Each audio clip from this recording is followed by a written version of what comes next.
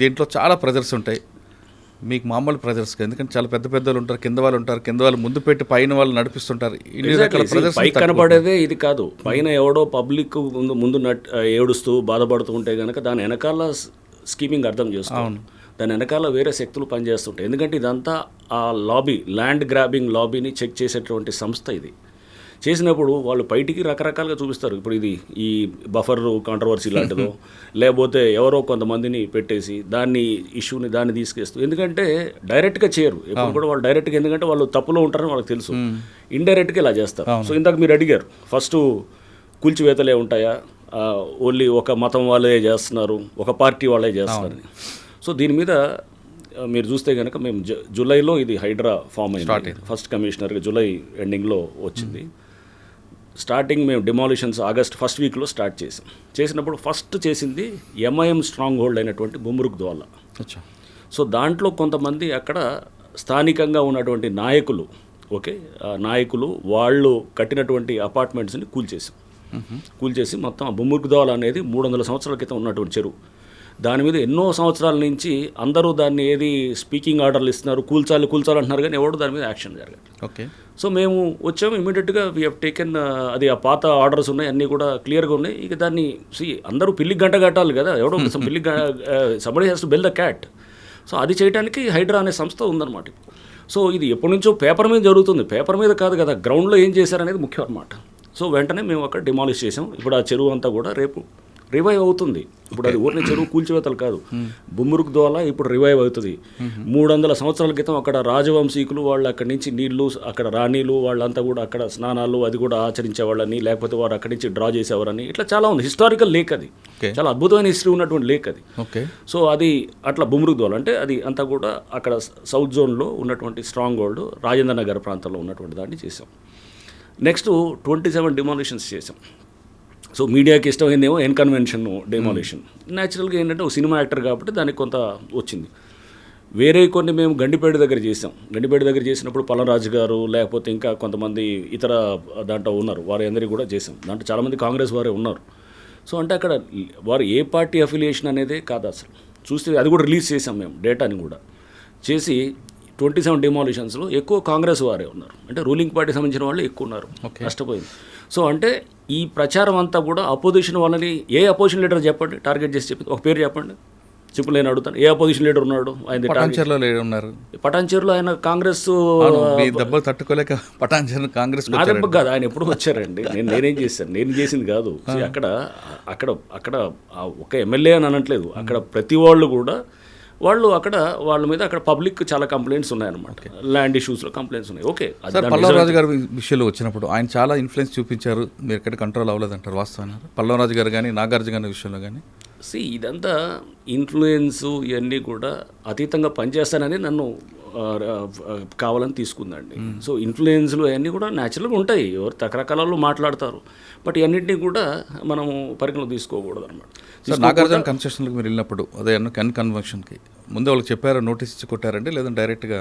Notice ఇచ్చాం. అసలు notice ఇవ్వాల్సిన అవసరం లేదు. నేను సుప్రీంకోర్టు దీన్నన్నింటినీ ఇప్పుడు మేము చేసిన ప్రతి చర్యను కూడా అన్ని కోర్ట్స్ సమర్థిస్తున్నాయి. ఇప్పుడు జస్టిస్ గవాయ్ మన జడ్జిమెంట్ ఇచ్చారు సుప్రీంకోర్టు బుల్డోజర్ జస్టిస్ మీద ఇస్తూ, దాంట్లో క్లియర్గా దాంట్లో మనకు చూస్తే కనుక ఇది పారా 86 ఏదో ఉన్నది, దాంట్లో ఇవన్నీ కూడా వారు ఇచ్చినటువంటి గైడ్లైన్స్ అన్నీ కూడా బఫర్ జోన్లో, ఎఫ్టీఎల్లో, వాటర్ బాడీస్లో ఉన్న వాటికి, లేకపోతే కనుక రోడ్స్ మీద ఉన్న వాటికి, లేకపోతే కనుక ఇట్లా అంటే ఇటువంటి వాటికి ఏదైతే రోడ్ల మీద కానీ అంటే రోడ్స్ రైల్వే లైన్స్ మీద కానీ, రైల్వే లైన్స్ దగ్గర కానీ ఎంక్రోచ్మెంట్స్కి వర్తించదని చాలా స్పష్టంగా చెప్పారు. అంటే నోటీస్ లేకుండా కూడా చేయొచ్చు. ఓకే, సో క్లియర్గా సుప్రీంకోర్టు చాలా స్పష్టంగా జస్టిస్ గవాయ్ గారు మన బుల్డోజర్ జస్టిస్ దాని మీద ఇస్తూ వారు దాని మీద చాలా స్పష్టంగా మన ఇచ్చినటువంటి జడ్జిమెంట్, అది లేటెస్ట్ ల్యాండ్ మార్క్ జడ్జిమెంట్ అనమాట. సో దాంట్లో కూడా మాది ఇప్పుడు మేము దేని కింద చేస్తుంటాం, 405 GHMC యాక్ట్ అని ఉంది. 405 GHMC యాక్ట్ చాలా స్పష్టంగా చెప్తుంటుంది అనమాట, నోటీస్ లేకుండా కూలగొట్టచ్చు అనేది చాలా స్పష్టంగా చట్టంలోనే ఉంది. దాన్ని మేము ఫాలో అవుతున్నాం. 405 ఇంట్లో మీకు ఎలాంటి ఫోన్ రాలేదు? ఫోన్లో వచ్చేలే తెలీదు ఆ టైంలో, ఫోన్ ఆఫ్ చేసి పెడతాను. సో ఎప్పుడు చేసుకున్నా సో ఫోన్లో వచ్చేలేదు నాకు అవన్నీ కాదు కానీ, బట్ ఇవన్నీ కూడా మనం పెట్టాల్సింది ఏంటంటే ఎటువంటి ప్రెషర్స్ ఉన్నా కానీ కూడా దానికి ఈల్డ్ కాకుండా ప్రభుత్వం నాకు ఇచ్చిందండి, ఆ ఫ్రీడమ్ ఇచ్చింది ఆపరేట్ చేయడానికి. ముఖ్యమంత్రి గారు ఆ సార్ ఫ్రీడమ్ మీరు 405 ప్రకారం వెళ్తున్నారు కరెక్టే. 405 జిహెచ్ఎంసీ యాక్ట్. రైట్ అండి. మరి 111 జీవోలో కూడా ఉన్నాయి కదండి, వాటి మీదకి వెళ్తారు. 111 జీవో మా పరిధిలోకి రాదు కదా. ఇప్పుడు 111 జీవో అవుటర్ రింగ్ రోడ్ బయట ఉంది. ఓకే. సో దానికి మా పరిధి అవుటర్ రింగ్ రోడ్ దాకే ఉంది. ఓకే. 111 జీవో నా పరిధిలోకి రాదు. సో అది రేపు గవర్నమెంట్ తెస్తే ఆపరేట్ చేస్తాం డెఫినెట్గా. సో నాగార్జున కన్వెన్షన్ దగ్గర నుంచి ఒకసారి హైడ్రా అనేది బ్లాస్ట్ అయిందండి.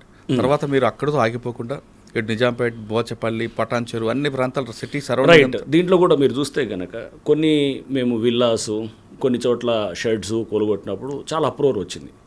అరే పేదవాళ్ళని కొడుతున్నారు, మిడిల్ క్లాస్ వాళ్ళని కొడుతున్నారు, లోన్లు తీసుకుని ఉన్న వాళ్ళు కొడుతున్నారు, వాళ్ళందరినీ డెమాలిష్ చేస్తున్నారు అనేది. ఒకటండి, ల్యాండ్ గ్రాబింగ్ ఏ పద్ధతిలో జరుగుతుంది మనం చూసాం. నేను ఖమ్మంలో పనిచేశాను. ఖమ్మంలో ఎలా ఉండేది, వెళ్ళి పెద్ద ఎత్తున గుడిసెలు వేస్తారు. గుడిసెలు వేసి అది పేదవాళ్ళ కోసం అని చెబుతారు. దాని వెనకాల ఎవరు అజెండా ఉంటుంది. వాళ్ళు 100 కోట్లకు పెరిగిన వాళ్ళు మనకు తెలుసు చాలామంది. సో చాలా ప్రాంతాల్లో కూడా ఇట్లా గుడిసెలతోటి లేకపోతే వెళ్ళి కబ్జాలు చేసి 100 కోట్లు 1000 కోట్లకు ఎదిగిన వాళ్ళు చాలామందిని మనం చూసాం. ఇది కూడా ఇట్లాంటివి ఉంటాయి. ఇవన్నీ కూడా ఏం చేస్తారు, కబ్జా చేసేవాడు అతను పెట్టుకోడు, ఇమ్మీడియట్గా చేతులు మార్చి అమ్మేస్తాడు. అమ్మేసి దాన్ని కబ్జా చేసిన తర్వాత దాన్ని ఇప్పుడు మేము అమీన్పూర్లో చేసేవాడి. అమీన్పూర్లో అక్కడ కంప్లైంట్స్ ఏంటంటే ఇర్రెస్పెక్టివ్ ఆఫ్ పార్టీ, నేను ఊరినే అక్కడ లోకల్గా ఉన్నటువంటి ఎవరు కాంగ్రెసా, బీజేపీయా, లేకపోతే టీఆర్ఎస్ఆ, లేకపోతే ఇంకా ఎక్సా వై అనట్లేదు.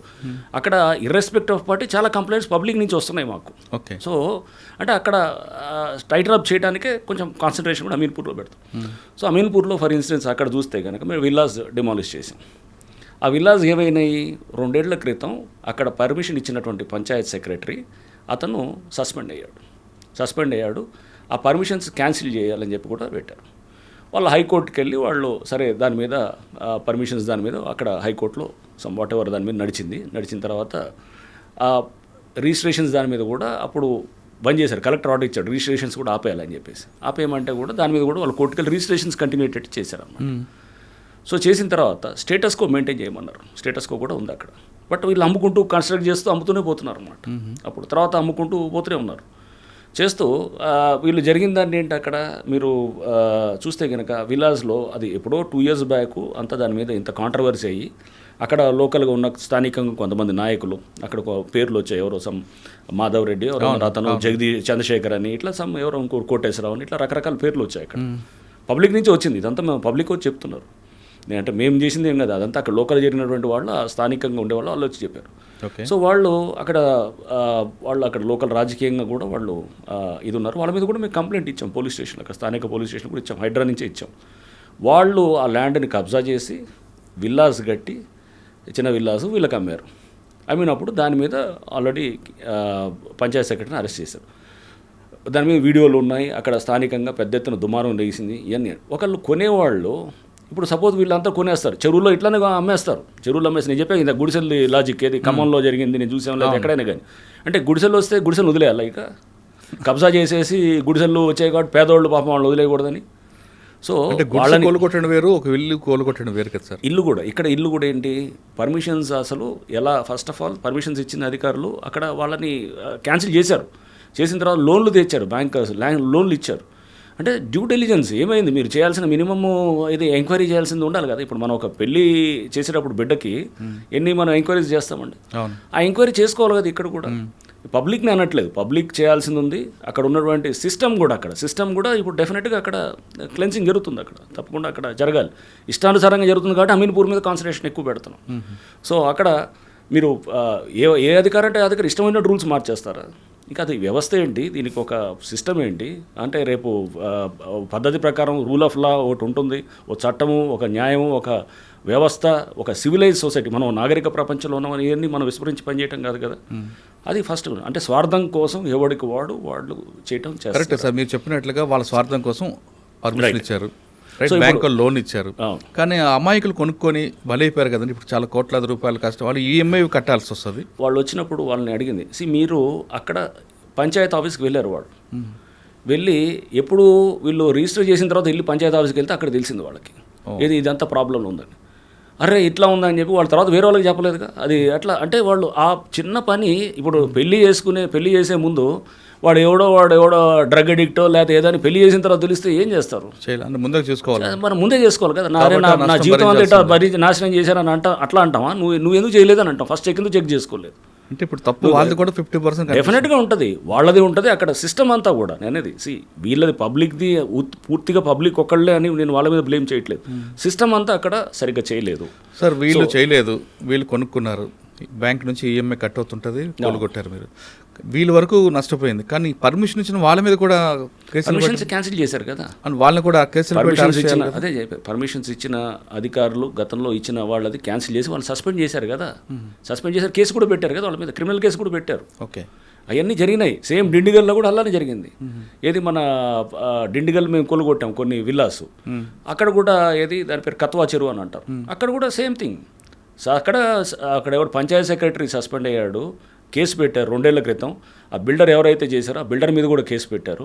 కేసు పెట్టిన తర్వాత కూడా ఆ ముందు మేము కూలగొట్టే ఒక నెల రోజుల ముందు కూడా వాళ్ళు కొంటున్నారు అక్కడ కొని. అంటే ఎట్లా ఉంటారు వీళ్ళు, కొనేటప్పుడు తక్కువకి ఇస్తారు. జరిగేది అది. అంటే అంతా మనం అమాయకులని అనుకోవడానికి లేదు. వీళ్ళు 4 రూపాయలు తక్కువకి ఇచ్చాడు, పర్లేదు ఏని మనం మేనేజ్ చేసుకోవచ్చు, ఏముండదులే అనకంటే అది భరోసా అనమాట. సో అంటే ఆడ సపోజ్ ఎవరన్నా ₹1,00,00,000 విల్లా ఉందనుకోండి, 60 లక్షలకో 70 లక్షలకో ఇస్తారు. లేదా 1,50,00,000 ఉందనుకోండి, 1,20,00,000 అంటాడు అనమాట, 30-40 లక్షలు తక్కువ ఇచ్చేస్తారు. సో ప్రాబ్లం తెలిసినా కానీ కొంటారు. ఎందుకు కొంటారంటే పర్వాలేదు మేనేజ్ చేసుకోవచ్చు, ఏముందిలే మందాక ఎందుకు వస్తుంది అనేటటువంటి ఒక భరోసా అనమాట. ఓకే, సో ఇది నేనండి. అంటే మీరు చూస్తే మీరు అంటే ఈ కొట్టిన వాటికి అన్నిటికీ మీరు ఎట్లా మీరు తప్పు కదా అని అంటే అది 100% తప్పు కానే కాదు. ఎందుకంటే కనుక వాళ్ళకి అక్కడ తెలిసినా తెలియకపోతే ignorance of law is no excuse. చాలా చట్టం, ignorance of law is no excuse. So దీంట్లో మనం ఈ టైప్ ఆఫ్ కఠినంగా లేకపోతే కనుక ఇంత పెద్ద ఎత్తున జరుగుతున్న విధ్వంసాన్ని ఆపలేము. హైదరాబాద్లో ఇప్పుడు ఎవరిని అడిగినా FTL బఫర్ అనేది తెలుసుకున్నారు. ప్రతి వాడు కొనే ముందు 1కి 100 సార్లు చెక్ చేసుకుంటున్నారు. కరెక్ట్. ఇది తీసుకొచ్చిన దాంట్లో హైడ్రా డెఫినెట్గా మేము we feel as we have succeeded అనేది అనుకుంటాం. ఓకే, ఈ అంటే ఆటోమేటిక్ ఇప్పుడు పబ్లికే చెక్ చేసుకుంటున్నారు. హైడ్రా అనుమతుందా లేదా, బఫర్ జోన్ హైడ్రా అనుమతి కూడా వచ్చింది. బఫర్ జోన్ మనం చూస్తే జస్టిస్ భాస్కర్ రెడ్డి గారి జడ్జిమెంట్ ఉంది, చాలా అద్భుతమైన జడ్జిమెంట్ ఇచ్చారు మన ఏది వారు హైకోర్టు జడ్జిమెంట్.